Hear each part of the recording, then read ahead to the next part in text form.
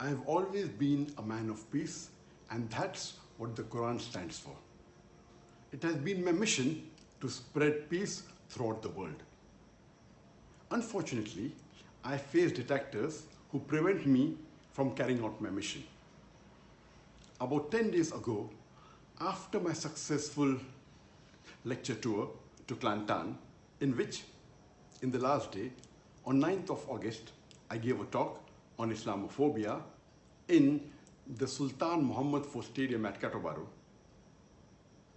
in which more than 100,000 people attended the talk. This success could not be digested by the detractors.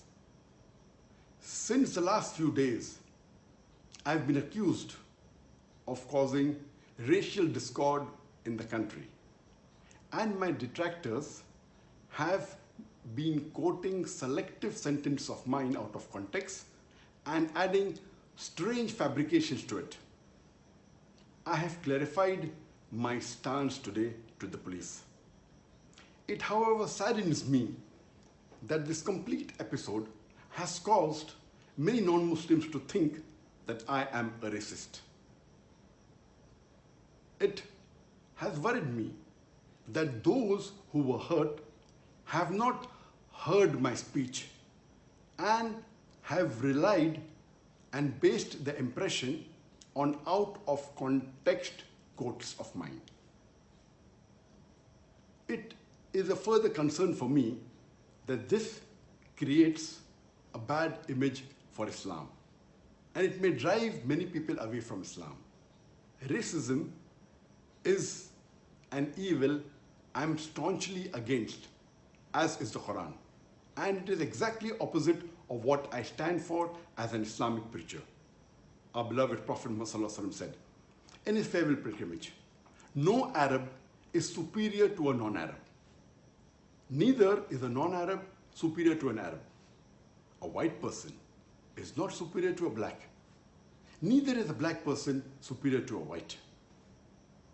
And Allah says in the glorious Quran, in Surah Hujurat, chapter number 49, verse number 13, "O humankind, we have created you from a single pair of male and female, and have divided you into nations and tribes so that you may recognize each other, not that you may despise each other. And the most honored in the sight of Allah subhanahu wa ta'ala is the person who has taqwa, that is God consciousness, that is righteousness, that is piety."